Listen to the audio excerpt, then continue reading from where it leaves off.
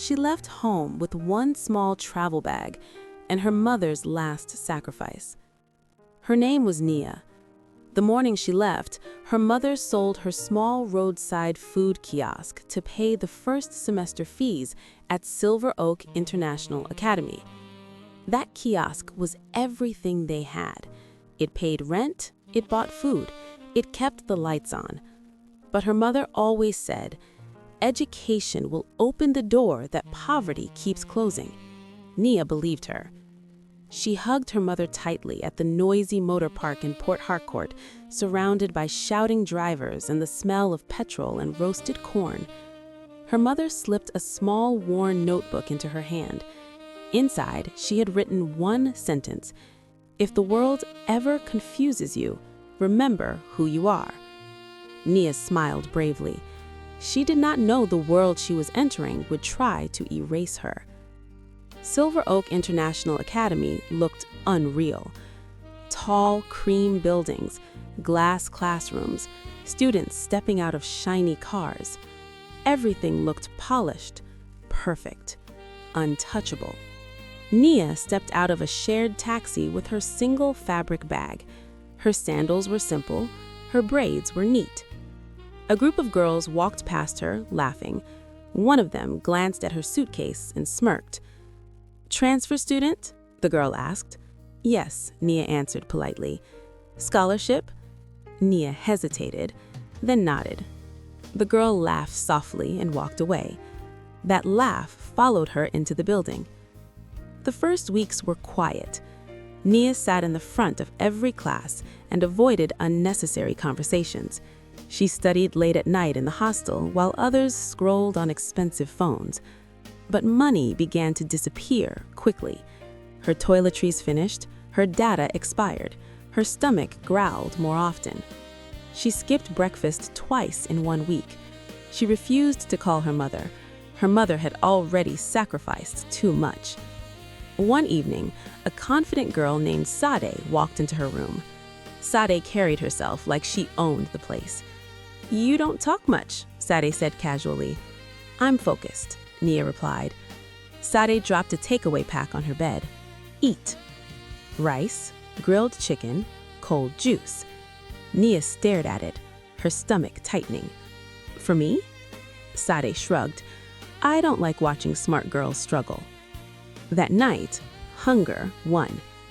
After that, Sade kept helping her. Hair products, extra cash, mobile data, small gifts.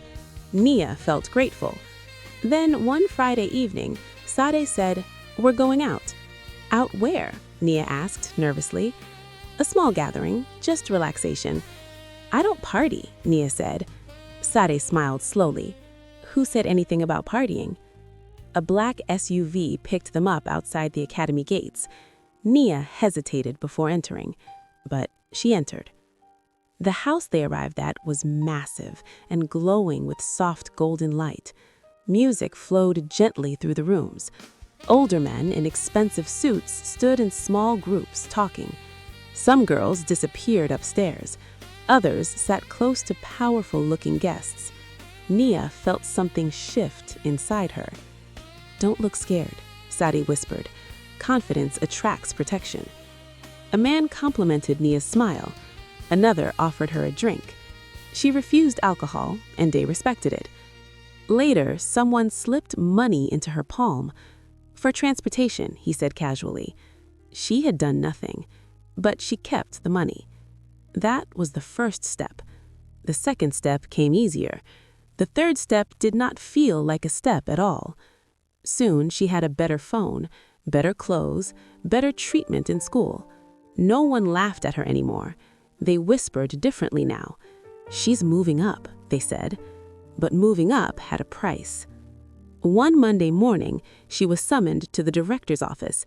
Dr. Kemi Afolian sat behind the desk, calm and elegant. "I've been observing you," the director said softly. Nia's heart began to pound. "You are intelligent and adaptable." "Thank you, Ma," Nia replied carefully. "I protect students who are loyal." The word loyal felt heavy in the air. "Loyal to the academy?" Nia asked. Dr. Kemi smiled faintly. Loyal to me. Later that week, Nia's grades mysteriously increased in 2 difficult subjects. She had not retaken any exam. That night, she received another message. You are special. Don't disappoint me. Her stomach twisted with understanding. This was no longer about survival. It was about control. One evening, she was invited to the director's private residence inside the compound. The lights were dim, the atmosphere quiet. Dr. Kemi sat close beside her on the couch. You deserve a better life, she whispered. A hand rested lightly on her knee, soft but heavy. Nia froze. She remembered her mother's empty kiosk, the dusty roadside space where it once stood. She did not move. She did not speak. And in that silence, something inside her broke. 3 weeks later, everything exploded. A blurry video leaked online. Dark footage, recognizable faces. The director, a student, a moment that should never have existed.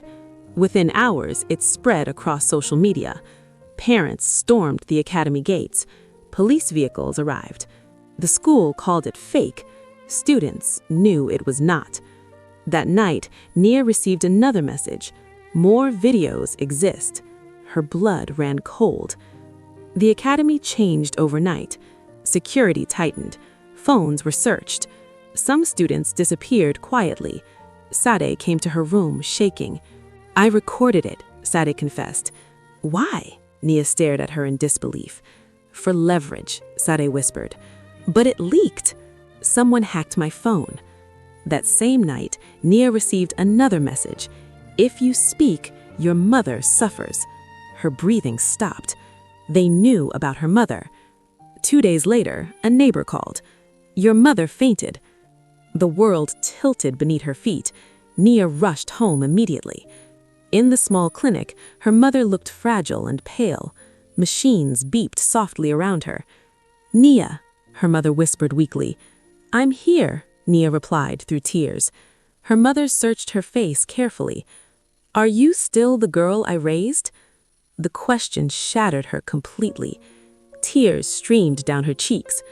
Whatever happened, her mother said softly, don't let it own you. That night, Nia opened the small notebook again.